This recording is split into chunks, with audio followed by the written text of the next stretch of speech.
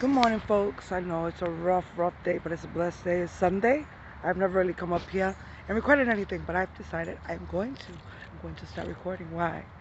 Because I'm going to share, because I didn't realize how important it was for us to protect our space and our energy. So be careful. Be careful who you let into your little circle. Be careful who you're trying to help. It's important to be a good human being and to really help others, etc. It's real important. But I'll tell you this: when I say here 2020, the year of like trials, right? Mega trials. I think back and you gotta be careful who you let into your space. 2004, I bought my first home. My mom was diagnosed with cancer. My kids were small. Single mom at that point with a 4-year-old and a 1-year-old. Bought my first home by myself because there'll always be that person that'll say, "Oh no, no, you didn't. I did it by myself with God, my mother, and myself." Right? So I bought my little home, and I didn't have boundaries. I have limits. So when you start allowing anyone and everyone to come into your space because you want to help them, they take your energy. They take from you. It's 2020 now, 16 years later, and I've never been in a position, this type of position. I'm in a place that is hard to like put into words, but I've been through hell and back. If y'all know, I lost my mom 2 years ago to cancer. By God's grace, she died in her house, in our house.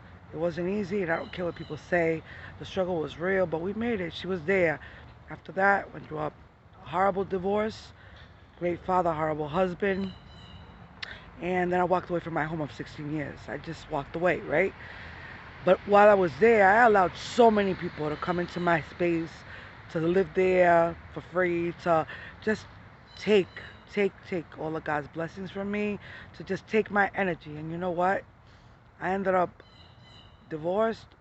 My mom's time had come to pass, but lost everything, right? I'm still alive and got my faith, got my Lord. My children will always be my children regardless, but damn.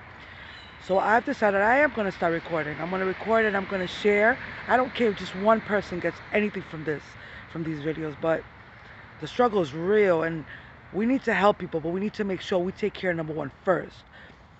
Learn like God first, right? And then we have to take care of ourselves so that we're good for our families. And we have to be careful who we let into our spaces because one of the people I help the most, if you watch her right now, she's like living my life, right?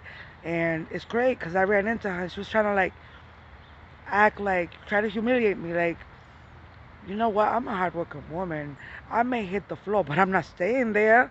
And God bless you. But whatever you take that's not yours, whatever you do that hurts others, and if you're helped and you're ungrateful, trust and believe.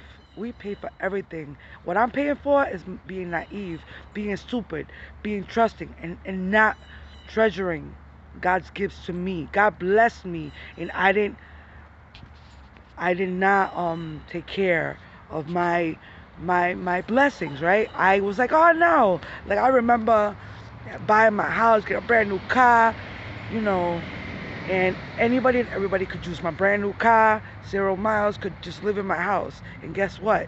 Hit rock bottom. Where's everybody? Yeah, there's about 5 people right now that I could say have had my back. Everybody else is about money. It's about gain. I'm getting back on my feet. I'm gonna work 50 jobs if I have to. By God's grace, I have a good job. Things have happened, but I'm gonna get back on my seat, people. But from now on, I want to share, because people don't realize you let one negative person into your life. That's all it takes. Throw in a rotten apple in a bucket. What happens? I never really believed that, right? Because God wants us to do good, but if we don't take care of ourselves, protect our space, we're lost.